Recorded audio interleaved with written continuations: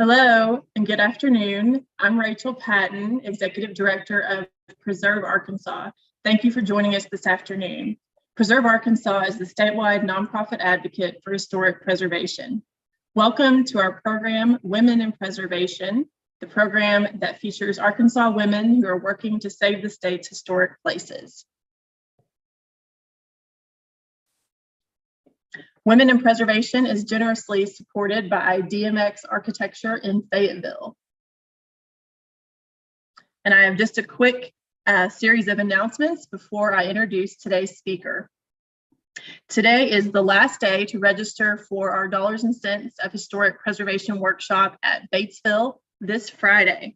We've got a great lineup of speakers for you this week, including our keynote speaker, preservation economist Donovan Ripkema, principal at Place Economics in Washington, D.C. And you'll have one more chance to attend Dollars and Cents this summer if you can't make it to Batesville. We'll have a program on August the 26th at the City Auditorium in Eureka Springs, and registration will open for that soon.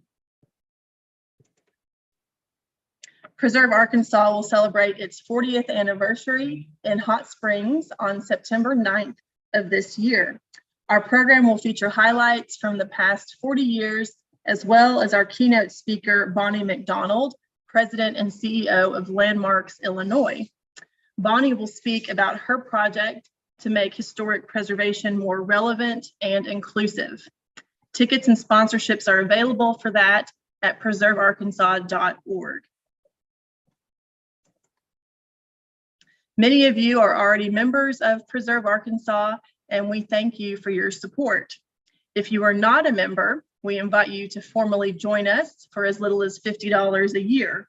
Your memberships and donations provide vital support to our organization and allow us to continue our mission of saving Arkansas's historic places. Join us again for Women in Preservation next month on August the 9th. We'll have a program by Hannah Ratzlaff, who is now the urban designer and historic preservation officer for the city of Little Rock. And now it's my pleasure to introduce today's speaker. Vanessa Norton McKuin is an Arkansas native with family ties in South Arkansas and the Ozark Mountains. She first became engaged in historic preservation when her family acquired and restored the May farmstead in Newton County. Her family's involvement with the project sparked her passion for historic places and the important stories they embody. Vanessa began serving as executive director of Historic Cane Hill Incorporated in June of 2020. Prior to moving to Northwest Arkansas, Vanessa lived in Little Rock, where she was director of development for UA Little Rock public radio stations, KLRE and KUAR. From 2008 to 2016, Vanessa was the executive director of Preserve Arkansas. Her work experience also includes the New York Preservation Archive Project, the Old State House Museum, and Norton Arts. Vanessa currently serves on the Historic Arkansas Museum Commission, and she has volunteered with the Quapaw Quarter Association and Central High Neighborhood Association. Vanessa is a graduate of Hendrix College in Conway, Arkansas, where she earned a bachelor's degree in art, and Pratt Institute in New York City, where she earned a master's degree in historic preservation. Vanessa lives at Cane Hill with her husband, Tim, who's a teacher at Fayetteville High School, her son, Silas, and her dog, Jack. Please welcome Vanessa Norton McKuin. Hello, everybody. And thank you so much, Rachel, for the introduction and for inviting me today. I'm so excited to be part of this and be on the heels of a lot of great speakers that you've already had. So let's see if I can do this. There we go. That will work.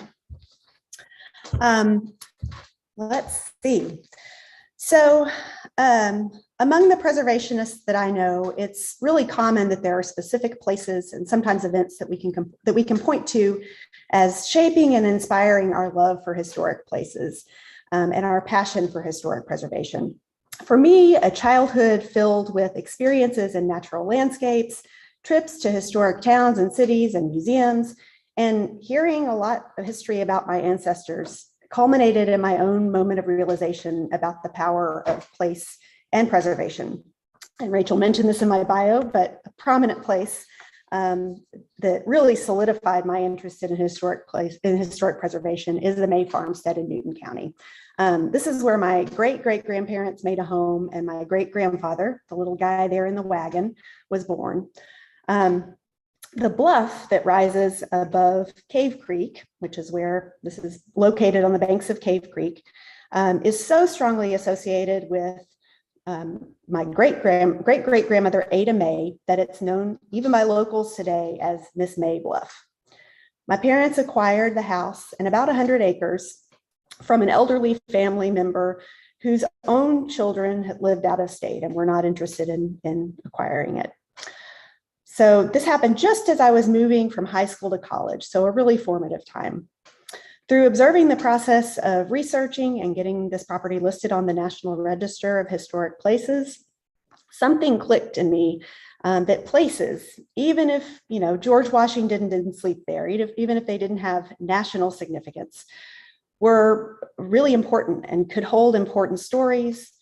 They're touchstones to the past and, importantly, to the people that came before us and shaped the world that we live in. And that process of preserving places, historic preservation, was a thing that people did professionally. It took me a little while longer to decide to pursue preservation as a career path, but I credit this special place with lighting that spark that illuminated this path for me. I spent early years growing up on the Buffalo River with parents and a community of friends for whom the designation of the Buffalo National River was very fresh. There was a landfill fight I remember going to as a kid, and environmental conservation and saving what we have was very much part of the ethos surrounding my early life. My dad was an artist, and we made a move to New York City in 1989 so that he could do the art thing there. Historic places were all around, big and small. Places like the Metropolitan Museum of Art, the Museum of Natural History, where we go pretty often, Grand Central Station, just blocks of brownstones like the one where my school was located. The church where we held assemblies for school, now the site of a major preservation battle. Sculptures and monuments, the magnificent Central Park. There was a lot to take in, and looking back, that environment made me aware of historic places in a way that I think I probably wouldn't be otherwise. My family moved back to Arkansas when I started high school, and my parents started their own art conservation business. As a high school student, I wanted nothing more than a normal job, like at Sonic, like all of my friends had, but my parents insisted that I help with the family business, Norton Arts.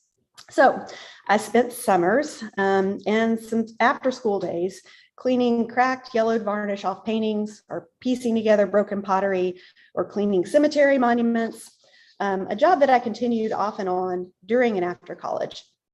And although 16-year-old me would be loath to admit it, those skills, handling and caring for cultural and art objects, certainly contributed to my interest in related historic preservation. I got a degree in Hendrix College, thinking at first I would pursue a graduate degree in art conservation or art history, but I really unexpectedly found that I loved making art and leaned into the creative pursuit of sculpting with clay and painting. I spent a summer back in New York City at the Art Students League and had work accepted at the Delta Show that summer. At Hendrix, I shared studio space with a dear friend, Carrie Voss, and we later moved to New York together right after we graduated. She attended the New York Studio School, and I worked at a boutique honey bottling plant in an old warehouse in now super hip Dumbo neighborhood, and tried to find some clarity about what I wanted to do in life. I liked making art. I even tried teaching, but I didn't feel like either was really the right path for a career. In that confusing post-graduation time, I really struggled with a path. Carrie and I were both eventually pulled back to Arkansas, and she's now an assistant curator at HAM. So it's kind of funny that we both ended up doing history-related work in our home state. Freshly back from New York City and off a stained glass restoration project with Norton Arts. This is a beautiful stained glass in a church in Rogers. I got the chance to work at the Old State House Museum as an assistant registrar, and I got to see some of the most significant material cultural objects that illustrate Arkansas's history up close. I learned about collections management and really enjoyed going to work every day in this beautiful monument. One of my favorite exhibits was Pillars of Power, about the building and the restoration of the landmark. And during that time, through my family's work on the May Farmstead and conservation projects, my mom got connected with a group called the Historic Preservation Alliance of Arkansas and said, hey, you might be interested in this. You should connect with some people here. Here are my parents on a ramble in 1999, I think, to the Ozarks from Preserve Arkansas's collection. My mom helped introduce me to the preservation community. And through that connection, I was privileged to learn of and meet some of the most admired folks in Arkansas preservation, like Charles and Becky Witzel and Missy McSwain, Sherry Nichols and Richard Butler, among many others. So that kind of nurtured this preservation seed in me. But then it took a little detour for love of a person, but also of a place. I was pretty goo-goo-eyed over Tim McKuin, who I'd met at Hendrix, and we became friends and spent a lot of time together in the art studio. And he moved to New York City to teach. And so I took the very first chance that I got and headed to the East Coast, a job at the Jersey City Museum, which doesn't exist anymore. When I'd driven with Tim to New York for his move, we stumbled upon the Jersey City Museum for a quick rest stop before we had to sit in Holland Tunnel traffic. And so it seemed like a really good sign when the Jersey City Museum posted an assistant registrar position for a special collection of paintings and drawings by a German artist named August Will. Will documented the changing landscape of New Jersey from this pastoral farmland to an industrial center. Really fascinating collection. And I loved getting to peer into this window of change over time of this place. But I didn't really love working in a freezing windowless basement all by myself. So I started thinking about making a change. And the universe seemed to be kind of pulling me in the direction of historic preservation. So I started looking around at graduate programs in New York. And Pratt Institute's Historic Preservation Master's Program was a brand new program. And the focus was a little bit different of Pratt's program from other programs available. It was focused on research and policy and law and advocacy tools and planning. So it aligned in a big way with my interests. Of course, architecture and architecture history was very much a part of it too. But many of the classes were taught by people who were working in historic preservation and related fields. And so it seemed like a really excellent networking opportunity as well. I had some classmates who went on to work for the New York City Landmarks Commission and the Municipal Art Society and other prominent nonprofits and private firms. New York City was an amazing classroom.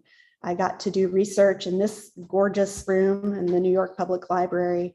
I was introduced to the writing of Jane Jacobs and learned that the preservation of Washington Square Park, a place that I sort of took for granted as well preserved, started with the Joint Emergency Committee to close Washington Square Park to traffic. How's that for a committee name?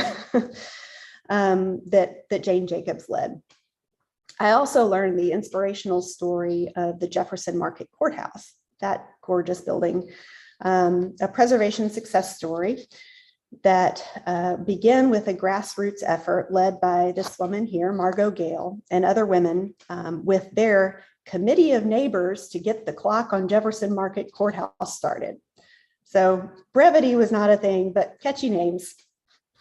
These strong women leaders in preservation and the lessons that I learned from studying these two efforts were that preservation victories are often incremental and require patience. And both the leadership of these two strong women in preservation, and that lesson about trying to be patient, both stuck with me. While in New York, there were two additional preservation campaigns that were playing out that got lots of attention and helped me understand some key issues. First, the Gowanus Neighborhood, a rapidly changing industrial neighborhood down the hill from the Tony Park Slope neighborhood. Gowanus was industrial, but it was also residential. It was a strange mix of things, and it was a really interesting place. And it helped me understand the importance of the whole in preservation, not just of individual buildings, and really helped me understand the concept of sense of place where neighborhoods are concerned. Second, to Columbus Circle, a mid-century structure designed by Arkansas architect Edward Durrell Stone, who I felt sort of a kinship with, being in Arkansas and being in New York, but being from Arkansas. The two Columbus Circle debate and ultimately unsuccessful battle to get the building designated as historic and preserved in its historic form was a study in politics and preservation, in crafting narratives to support preservation, and the legal tools available. Both were super complex issues that, like I said, were kind of unfolding at the time that I was there and studying. And ultimately, development pressure and money and power's role in preservation were front and center in both of these, which were key lessons that stuck with me. During grad school, I had an internship at the New York Preservation Archive Project, which was an organization whose mission it was to preserve the history of historic preservation in New York City. It was very meta. I ended up getting a job with the group after I graduated, and we did oral histories with preservation pioneers and practitioners. The founder at the time was writing a book about the history of New York City's landmarks law. A quick aside, there are some places that have very strong local landmarks laws that allow for designation and protection of individual buildings. And that law in New York, the law that created the New York City Landmarks Preservation Commission, was enacted all the way back in 1965. The demolition of Penn Station is often cited as the near sole reason for this law. But the chair of the archive project, as I mentioned, was writing a book about the myth of Penn Station as the singular reason for preservation laws, and the decades-long campaigns and the hard-fought battles that predated Penn Station to save these places, and also the many devastating losses that led to the New York City Landmarks Law ultimately. I got to help with some of that research and other administration through the archive project. And that research really gave me a deeper understanding of some of these, the complexities of historic preservation and how preservation and law intersect. Though I was immersed, obviously, in the world of urban preservation in New York, I ended up writing my thesis on hand-built hippie houses in the Arkansas Ozarks. I think I eventually knew that I would return to the natural state. This is actually my mom in a outdoor kitchen of our hand-built hippie house, part of what we called the round room in our house that was built in the 70s through the 80s. Anyway, by 2008, Tim had returned to Arkansas, and I too was longing for a little less frenzied life, more space to breathe, easy access to the Buffalo River. But where was I going to find a preservation job in Arkansas? So when I heard from Missy Mcewen that the Historic Preservation Alliance of Arkansas was filling 2 positions, I was pretty excited that I might be able to return to Arkansas, reunite with Tim, and put my new degree to use. So I got the job of executive director for HPAA, and Rhea Roberts, who a lot of you will recognize, was hired as Preserve America coordinator. So I moved back to Little Rock and I was 28 and hungry to make a difference for my home state. One of the tools that I'd learned a lot about in grad school, and one of the things that pretty much everybody in the preservation community in Arkansas agreed with, was that we needed a state historic rehabilitation tax credit to be an incentive for property owners and developers and to strengthen preservation in Arkansas. So that was one of the first major things that I started working on, along with a lot of other advocates. We're really fortunate, fortunate that we have such a great, strong Main Street program here in Arkansas, and that there are several communities with those local ordinance historic districts. And those communities really helped form the basis for that coalition, really strong coalition to get a state tax credit passed. We were also supported by the National Trust for Historic Preservation, which at the time, at the time had a really strong local partners program. And there were some very key members too of the Arkansas legislature that understood preservation and really understood what this would mean. State Representative Robert S. Moore from Arkansas City, who served on the Historic Preservation Alliance board, Representative John C. Edwards and Kathy Webb were some of the other ones who were really key in building that, what ended up being a bipartisan coalition to carry and pass that bill. So this is, one of the professional things that I'm most proud of being involved with, because it has had such an impact on the historic landscape in Arkansas. It's such a important tool, and I know it's been strengthened in recent, was that just last legislative session or maybe the one before, thanks to the good work of Rachel and Preserve Arkansas and QQA and Patricia Blick, and I know a lot of other advocates. I saw this posted on Preserve Arkansas's Facebook page the other day, and thought I would share it too.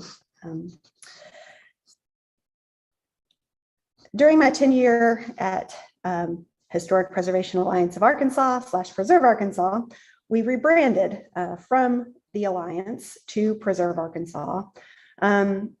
We also made the annual Preservation Awards a gala fundraiser event and advocated for increase to county courthouse funding at the time, and advocated for lots of other endangered and threatened historic places.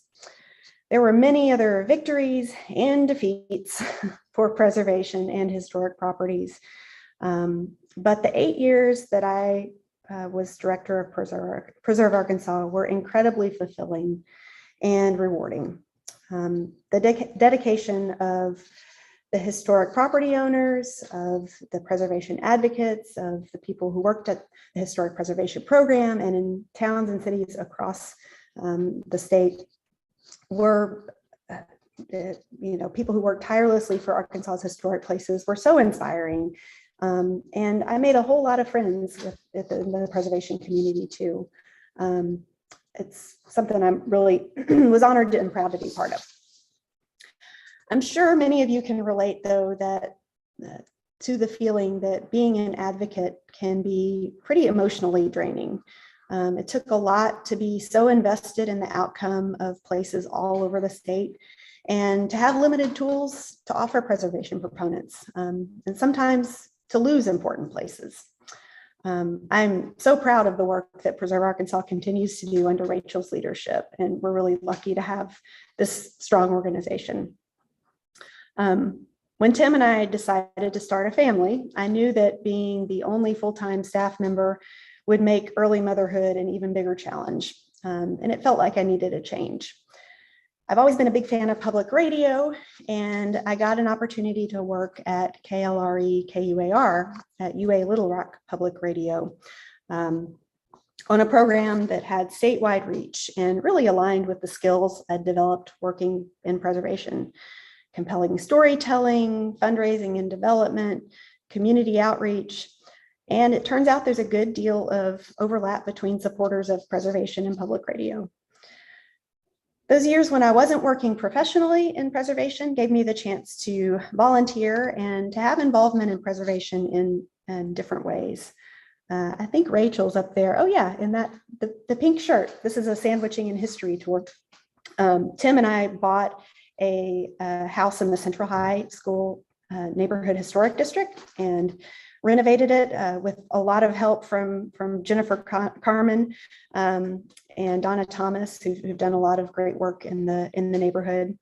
And I continued to advocate as a member of the Cheney Neighborhood Association for key places and policies that impacted historic places in the neighborhood. This was a property just down the street from me that was slated for demolition and was non-contributing to the historic district. And we were able to convince the city not to tear it down long enough for a buyer to find it and to use an option 1 grant to return it to contributing status. And it's now a beautiful, beautiful home. Patricia Blitt also recruited me to serve as the co-chair for the 2018 QQA Spring Tour of Homes, with Whitney Patterson Steele, who you see there, and now State Representative Denise Innett, to showcase the Central High neighborhood and support the good work that QQA does for Greater Little Rock. I also had the honor of joining the Historic Arkansas Museum Commission, a body that not only to support a great institution, but some of my preservation heroes like Parker Westbrook and Francis Ross and Charles Witzel and John Greer all have served on. When 2020 and COVID arrived, I was happily trucking along at KUAR, raising our sweet Silas and enjoying living in a historic neighborhood. But Tim and my mom and I were all working remotely after things shut down. So we decided we would just retreat to the hills of Newton County, to that nurturing cabin in the Ozarks. And I left the county one time in 3 months. That was to interview for the job of Executive Director of Historic Cane Hill, which I gladly accepted. And I'd been to Cane Hill for a Preserve Arkansas board meeting back in 2014 and had followed it since then as a place that won multiple awards during Preserve Arkansas's annual preservation awards. Cane Hill is somewhat between Little Rock and Newton County in terms of isolation, but it is a rural, unincorporated community in western Washington County, about 20 miles southwest of Fayetteville. So Fayetteville's up here, Prairie Grove, Lincoln, and here's historic Cane Hill. And funny enough, if you come down 62 to Cane Hill, the sign is 2 words, Cane Hill, but if you come north from on Highway 45, Highway 59, it's only 1 word. A little bit of trivia. Cane Hill is a place where important local and regional stories, the expansion of the Western frontier, the growth and development of Northwest Arkansas, history of education and agriculture in early Arkansas, and momentous historic events like the Trail of Tears and the American Civil War all intersect. And Historic Cane Hill is a 501c3 nonprofit organization. We own about 150 acres around Cane Hill and Dutch Mills, including historic buildings, open space, orchards and trails, archaeological sites. There are 18 properties on the National Register of Historic Places in the Cane Hill vicinity. That includes Dutch Mills and Morrow. And Historic Cane Hill owns 13 of them. These places represent important architectural styles, association with state and local history, archaeological sites, and other aspects of the history of the area. It's really amazing that this place exists in rural Arkansas, and that so much historic fabric remains. The community that's now known as Cane Hill was organized pre-Arkansas statehood, In 1827, a group of Cumberland Presbyterians sent a scouting expedition to Northwest Arkansas to look for an alternative to the mosquito and flood-prone area of Crystal Hill in central Arkansas. In the area that's now Cane Hill, they found abundant natural springs, plenty of hardwoods and fertile soil, and cane brakes, so they say, even on the hills. They set up a school in 1835, which had the first public library in the state. And in 1850, the Arkansas General Assembly gave the Cane Hill Collegiate Institute authority to grant undergraduate degrees. Cane Hill College was chartered by the state in 1852. And Cane Hill College operated for several years before it closed when the Civil War broke out in 1861. Many of the buildings, like this one from 1858, were destroyed during the war, but the college was rebuilt. This is an 1868 structure and became the state's first co-ed college in 1875 when the female seminary about a mile down the road in Clyde closed. The last remaining building shown here was built in 1886. But the college closed fairly soon after that, and this also became a public school up until the 1950s. I spend so much time on the history of the college because it has been at the core of the identity and preservation efforts over the decades of Cane Hill. Today, the college building hosts weddings and events and community meetings and serves as a polling place during elections. I've mentioned a few other things, lots of history here. Don't have time to talk about it all, but Cane Hill was also the site of an 1837 Trail of Tears encampment and Civil War actions, including the 1864 battle that preceded Prairie Grove. Everybody loves historic photos, right? So here are some historic photos of the most prominent buildings in Cane Hill. This is sometime after 1891 when the church was built. That's the church right there in the foreground, the college in the background. This is the Blackburn House. All three of these properties remain standing today. And the split rail fences that you see are actually the inspiration for split rail fences that we use to show historic Cane Hill's boundaries. I just love this photo of the church and the folks that are outside of the church, ivy covered. It looks like it's been cleaned up since then. And the original windows in the church, now they have stained glass, leaded glass, as you can see, but there were their original clear panes in there. And this is a picture of downtown Cane Hill. Several of these buildings are still standing. You see the front of the Bank of Cane Hill, which has a new facade on it, new from the 1960s. But this A.R. Carroll drugstore building is still standing, and you can see the church steeple there in the back. And you can see the fountain right there in the middle of Main Street, which is now Highway 45. I would like to put it back there. Oops, back. The community members of Cane Hill have long appreciated and obviously have worked to preserve the history of the area. Groups like the Cane Hill College Committee and the Cane Hill Restoration Association have existed for decades to preserve specific places, the college and the mill respectively. Historic Cane Hill was founded in 2013 to acquire and preserve historic sites in Western Washington County. The restoration of the college building, which Historic Cane Hill acquired from the Cane Hill College Committee, was the primary impetus for Historic Cane Hill's founding. But Historic Cane Hill has also rehabilitated, restored, or stabilized 11 additional properties in Cane Hill and nearby Dutch Mills since 2013. Here are some examples of the restoration and stabilization projects done by Historic Cane Hill. The A.R. Carroll drugstore, which you can see had a kind of enclosed area in the front, was used as a barbecue restaurant, which I've heard was excellent. The Zeb and Eunice Edmiston House, which had to be raised up in the air 5 feet due with a berm that was built, but also raised foundation because it flooded fairly regularly. The Jordan Creek is just on the other side of just behind the house. I think I saw David Ellis on here. He used to live in the house.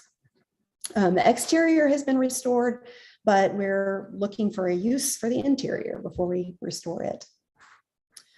The Methodist manse, built around 1859 and restored in 2018, is where the historic Cane Hill offices are, where I go to work every day. And the beautiful Presbyterian church, restored, finished up in 2020, and just a beautiful, beautiful place. The Leach store, kind of stabilized it and are continuing to do repairs on it. And the McCarty house is also another property that is stabilized, is restored on the outside, but awaiting a use. The Bean Cottage was restored in 2017 and serves as staff housing for our public programs manager. And I'll note too that the college, the manse, the church have all won preservation awards from Preserve Arkansas. This is the current project underway, and it's the John and Alice Edmiston House. We just completed phase 1 of which ended up being foundation stabilization, thanks to a historic preservation restoration grant from the Arkansas Historic Preservation Program. We're currently planning and seeking funding for phase 2. The goal is is to eventually serve as overnight accommodations. Right now, there's a very cute Airbnb up the hill, but historic Cane Hill, there's no place to stay in historic Cane Hill. So this will, when we're able to make it overnight accommodations, eventually will help enhance visitors' experiences and be an amenity for conferences and weddings and other rental uses. When I began at Historic Cane Hill in June of 2020, we were largely closed to the public due to COVID, with the initial goal of many of the most prominent landmarks preserved being achieved. Historic Cane Hill has expanded our focus to activating and maintaining and ensuring continued use of the properties in Cane Hill.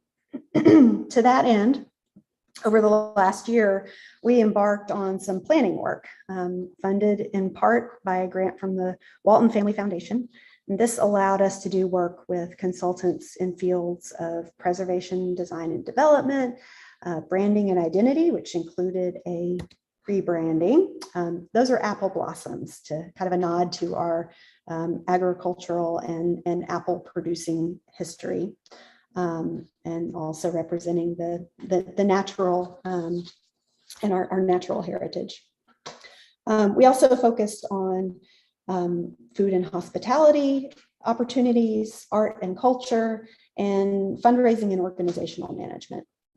And one big result of that planning is an expanded mission to a campus-wide approach to reimagining historic Cane Hill as a center for hands-on discovery and arts and culture and nature and the outdoors. Preservation is, of course, at the core of everything we do, and our approach is to give people many ways to connect with and experience this historic place. I lead a full-time staff of 4, Lawrence, myself included, and one part-time person. Lawrence McElroy is our Director of Arts and Culture, who oversees the museum and the gallery. Museum is in the foreground, galleries back here. Some of the examples of our museum exhibitions. David Collins is our Public Programs Manager, who plans and executes programs. And Jared Biggs is our Historic Sites Manager, who makes sure that our buildings and grounds are well looked after. Daniel Crane is a part-time grounds. He actually does pretty much everything we ask him to do. He's amazing. We're a lean crew and we wear a lot of hats. by necessity, but also the staff members have a great range of knowledge and of skills, and everybody always chips in. It's really a wonderful, wonderful team. Our governing board is quite small. We have 6 people, and we also have a community advisory board. Many of you probably know John Greer, who's our board president, is a preservation architect. Over the last year and a half, we've focused on our outdoor areas. When we were closed for COVID, we kind of looked around and realized what an amazing opportunity we had to focus and to enhance the outdoor spaces, including trails and grounds. And also, we had the opportunity to install a special Smithsonian exhibition, which was developed by Smithsonian Gardens and curated and installed on the trails throughout the campus, largely curated all by Lawrence McElroy and installed by all the staff and volunteers. We've developed a number of programs with the support of partners like the Arkansas Natural Heritage Commission, University of Arkansas's Department of Entomology and Plant Pathology, a local farmer, and I think he's a preservationist, Jared Phillips, several professors at the University of Arkansas in Fayetteville, and with support from the Arkansas Humanities Council. This series really allows us to explore not just the natural habitat and natural heritage, but also human habitat and kind of the intersection between humans and nature. And we have a lot of programs still planned throughout the summer and the fall. I encourage you to check out our website for more information on those. Another recent focus of the work we're doing at Historic Cane Hill is expanding research to convey a more inclusive narrative about the human history of Cane Hill.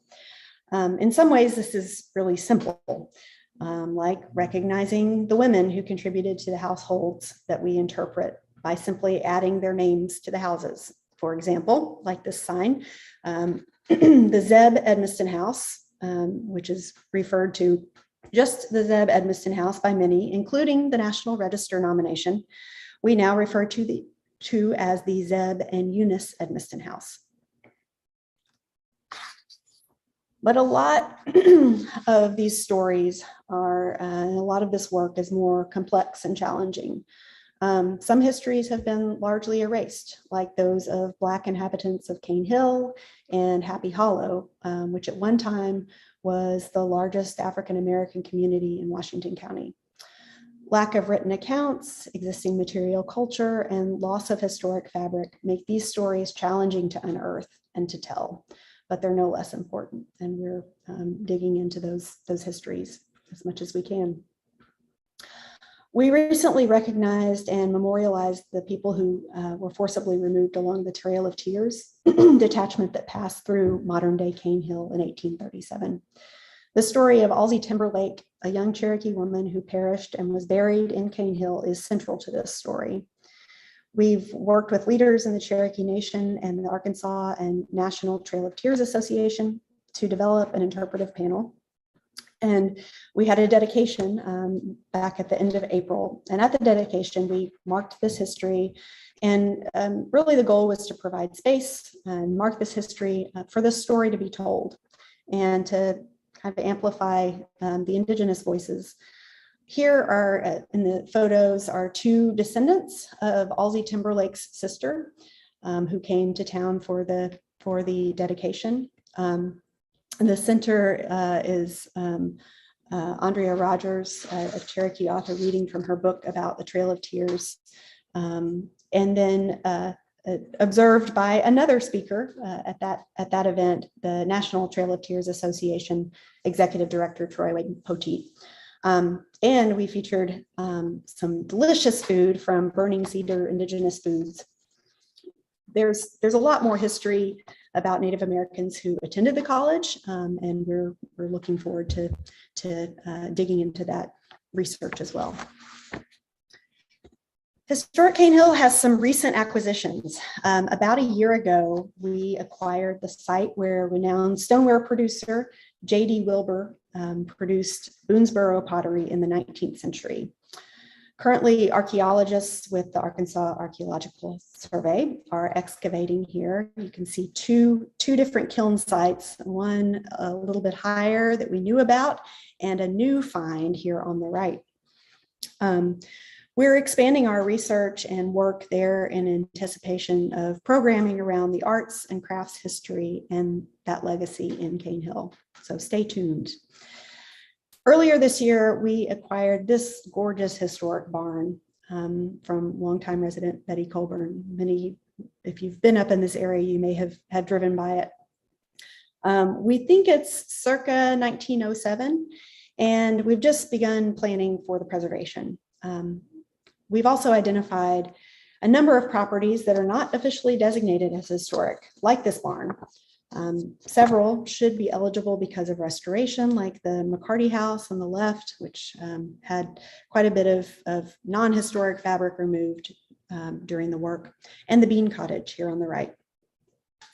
Oops, there we go. So a medium-term goal is to get these properties listed on the National Register of Historic Places. A key element of the work that we're doing at Historic Cane Hill is building partnerships, sometimes with seemingly unlikely partners. But partnerships have brought new audiences, new activities, expanded offerings, and activation opportunities for our properties. And they've really made us think about Cane Hill in a different way. These are just some of our recent partnerships. We'll partner again this year with the Arkansas Game and Fish Commission and Game and Fish Foundation to hold an art competition to select artwork for stamps to support quail and turkey habitat restoration throughout the state. And that's part of the natural heritage of the Ozarks that is very much a part of this area, but you might not think about it as preservation, as historic preservation. And this fall, we'll also partner with the University of Arkansas School of Art for the 4th annual Arkansas High School Artist Competition and Exhibition. The University of Arkansas has been a really wonderful partner in a lot of ways. The Fay Jones School professors regularly bring students out to learn about the historic architecture here and to sort of reimagine and imagine new design work. So we really appreciate these types of partners. We're also working on working with a group of that plans bike packing excursions. So there are a lot of cyclists we know in the area. And of course, Northwest Arkansas is booming with cycling. And so we're looking at ways to create meaningful partnerships there too. Programs are a key way that and events are key ways that we attract visitors to Historic Cane Hill and engage the community that lives in and around Cane Hill. The ongoing series of programs that I mentioned around the Smithsonian Habitat exhibition has been really successful. As I mentioned, there are more of those happening throughout the rest of the year. I'm really excited that the Cane Hill tradition, the largely community organized Cane Hill Harvest Festival, is back this September 17th after 2 years missed because of COVID. So I hope you'll all come up and join us for sorghum pressing, craft demonstrations, live music, and food. It should be a really, really fun time. Everyone here surely knows how limited funding is for historic preservation. We've been so fortunate to have strong support for many key restoration projects, and Historic Cane Hill's work would not be possible without the dedication and generosity of the Leach family and others like the Arkansas Historic Preservation Program. A key goal going forward is to expand and diversify our funding base. I've put my experience in fundraising and development to work, but we're just started working with a group called Right On Fundraising to build our development capacity and to connect with new supporters and funding opportunities. I'm really excited about this. These are some of the sponsors of the Habitat exhibition, which we're incredibly grateful for. We have a lot of funding needs, as all historic buildings do. A lot of what I do on a day-to-day basis might not be considered historic preservation in a strict sense, but it's all in support of preserving and stewarding a place that has been the backdrop for, and sometimes a central character in, decades of human experiences and stories, both momentous and ordinary. Our goal at Historic Cane Hill is to revitalize and support a vibrant, active community around these historic places with a strong sense of place and distinctive culture for generations to come. Fostering continued use, meaningful experiences in this historic place is really key to its preservation success. And I think that's true of any historic place. So I invite you to learn more about Historic Cane Hill and to connect with us at historiccanehillar.org. I really appreciate getting to share with you my background and current work. And, reflecting on my preservation path, I feel incredibly fortunate to have found such a supportive group of folks in Arkansas's preservation community, many mentors and friends and colleagues, particularly with other women in preservation. And I think this series is just so wonderful to highlight those voices. Rhea Roberts, my former colleague at Preserve Arkansas, I used to call women in preservation preservationistas. So here's to all the preservationistas. Anyway, thank you so much to Preserve Arkansas and Rachel for organizing this series, and to DMX for supporting the program.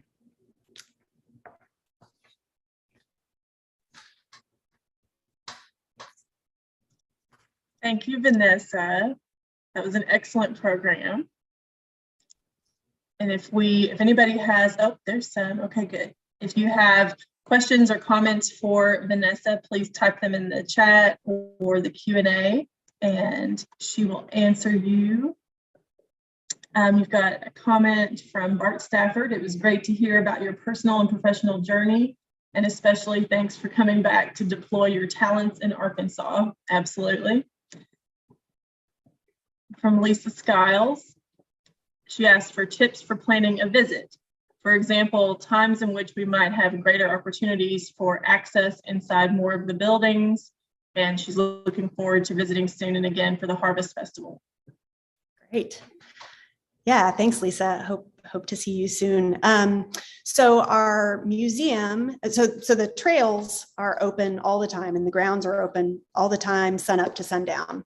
We have lots of places to picnic out on the grounds, and so you're welcome to come out and just have kind of a self-guided tour. We have in a kiosk right next to the main to the manse where the main office is, that has self-guided tour brochures.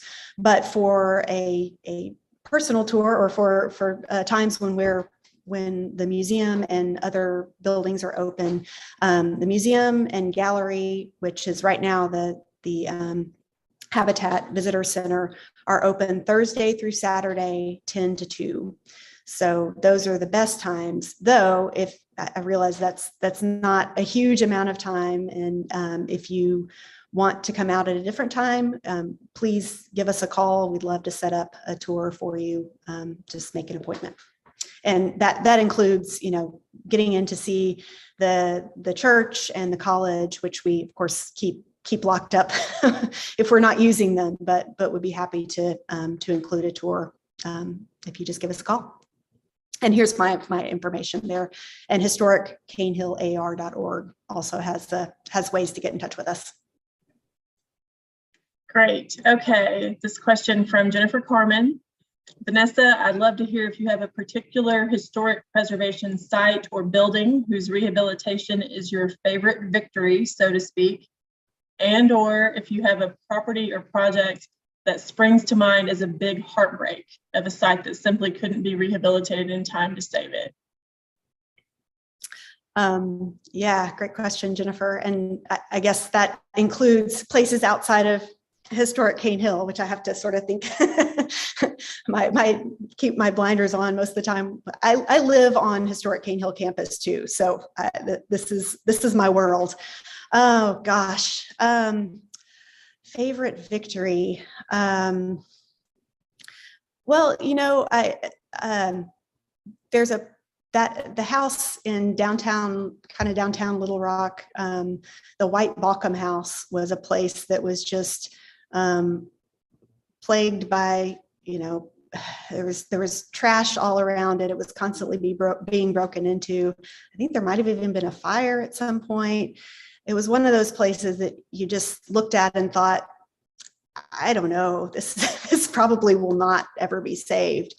And then the right person came along and restored that building. It was on the most endangered places list to preserve Arkansas.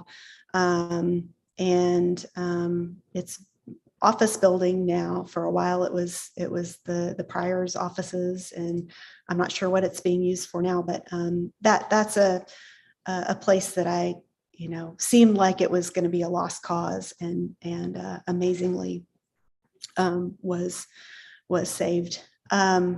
A loss, I was looking back through a lot of photos to put this presentation together, and there was this one building it was on 7th Street in Little Rock. Of course, I lived in Little Rock, so that was, those are the places I saw every day. So those are the places that probably come to mind. But the Massey's Cleaner building that was on 7th Street in downtown Little Rock was one of those places that just, it was, commercial architecture, but this really amazing clear story. And it just always seemed like the kind of place that it was filled with light, and the kind of place that would be a great, community center, restaurant, coffee shop, whatever. And it was torn down for a parking lot. I think the MEMS parking is there now. And I think any loss that resulted in a surface parking lot just breaks my heart, no matter what. Yeah. There was also Main Street. It was really, really tough losses. Oh yes, we've had lots of those downtown Little Rock. Patricia Blick, great to see you and your efforts to expand the experiences, funding, and support. Did your strategic planning efforts include board education and development? Good question. Well, the board was involved in our strategic planning very much, so in that sense, yes. The group that we're working with, Right On Fundraising, one of the services that they provide and that we're definitely going to take advantage of is some board training on fundraising. And so I'm looking forward to that a lot. We have a small board, and I know probably a few board members are on here. And so I think that'll be, a really helpful thing for all of us to focus our efforts on the priorities, and then find specific ways that board members can help out with fundraising. We're also working on expanding our board, and that was a big part of what we did during our strategic planning, was identifying those skills that we needed, and the types of people and skills that we needed to bring onto the board. As Patricia knows, I'm sure everybody knows, it's building a board can be slow work and can be tricky, but we've got I know Taranae Manning, who's one of our new board members, is on here, and she's a great addition to the board. Very good. And from Carol Young, thanks, Vanessa. Great presentation. I promise to visit. Yay. Thanks, Carol. Hope to see you soon. And if anybody else has here's Liz Norton. Are there volunteer opportunities? There are, from one of our volunteers. Good question. And my mom. Yes, we have lots of volunteer opportunities. and mostly for, programs and events at this point. We are, but also volunteers on our board and committees. We actually were really lucky to have some folks who were here for about 4 months, stayed and volunteered and did kind of everything. But yeah, you can get in touch with me to find out about volunteer opportunities, tours, people who, if you want to, kind of be a docent, that would be a great opportunity to volunteer. But really volunteering with events and programs and on our in planning and through our board committees. Okay. Anybody else? You can continue to type your questions for a few more minutes. I'm going to ask Vanessa just a couple. Vanessa, I have lots of questions I could ask you. That was such an entertaining and interesting presentation. But if money were not an object, is there a particular program that you would bring to historic Cane Hill? We have so many great historic resources here, and I would wave my magic wand and have them all restored and all filled with active uses, number one. But I think in terms of programming, the opportunity to educate future architects and future preservation leaders in using historic Cane Hill as a classroom, I think is really a great opportunity, and that would be a program that I'd love to see happen. Preservation trades education. Yeah, we have a lot of historic wood windows. I know you do. That would be an excellent lot of historic masonry and things that would be great. And actually the barn that we just acquired, I think, would be a wonderful opportunity to learn about traditional, timber frame construction. And so lots of great opportunities there. Mm-hmm. Yes, absolutely. Can you tell us a little bit more about the orchards at Cane Hill? Sure. So we have 3 locations where there are orchards, apple orchards. There's a peach orchard by my house too, but Cane Hill historically was a place where apples were grown, throughout Northwest Arkansas, but Cane Hill was one of those places. And so we have a lot of historic varieties. We worked with Guy Ames, who owns a nursery up here, who kind of specializes in historic varieties. We have a lot of Arkansas Blacks. We had the Shannon Pippin apples. And most of those were planted within the last probably, we have some really mature orchards that were planted by a previous property owner. But some were planted in the last 5 to 7 years. And we have a kind of partnership with Black Apple Crossing, which is the cider maker in Springdale. They've planted some more trees, and the big idea someday is that we'll have enough for them to be able to produce a special batch or several special batches of Cane Hill cider using those old varieties. But the last 2 years I've been here, we haven't had many apples, but this year the trees are loaded down. So I'm hoping by festival time we'll have some opportunity for apple picking. It's really, really cool to see. That's awesome. I'm glad to hear it. They're producing again this year. And Guy Ames taught English at Farmington whenever he taught my brother. I didn't have Guy, but I didn't know that. I'm glad to know that he's still involved at Cane Hill. That's great. Yeah. Okay, I don't see any other questions coming in, so I'll take this opportunity to thank you again, Vanessa, for doing this and for your wonderful presentation. I really enjoyed it, and thank you all for watching, and join us next month to see Hannah Ratzlaff. Bye, everybody. Thank you.